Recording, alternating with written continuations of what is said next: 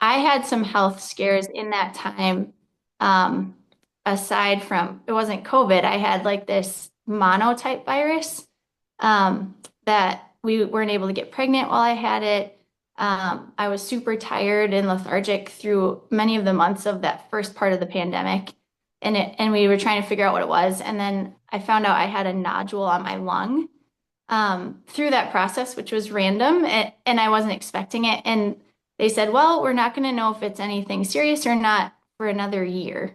We'll just have to monitor it in a year, see if it's grown or changed. And so I had all this heaviness in me, like COVID and this unknown thing going on. Thankfully, it wasn't cancerous or anything to be concerned of. Um, but I started to ask like real questions, like, is there truth?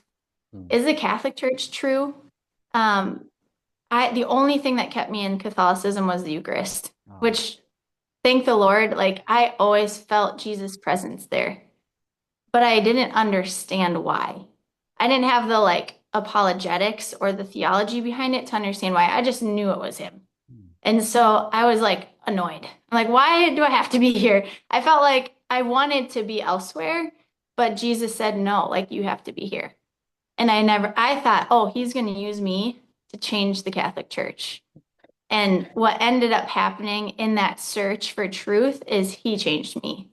And he changed my heart and made me on fire for his church. What I found out was his church, not this old ancient traditionalist, it wasn't this like outdated thing. No, it's the church is the greatest gift and the Eucharist is the greatest gift God has given us.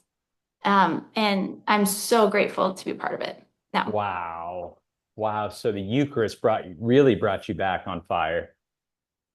Yeah, I would say the Eucharist always kept me in. And Yeah. that like brokenness of COVID and that health scare, whatever, Yeah. brought me on fire Oh my because God. I had to like humble myself. That's why it's called, oh, I call my site and I had to get to a humble place where I'm like, whatever you want, Lord, I want.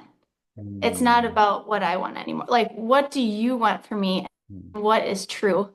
And I had to get there before he could flood in. Like, we have to open our hearts and allow that space. And then he's like, he goes for it.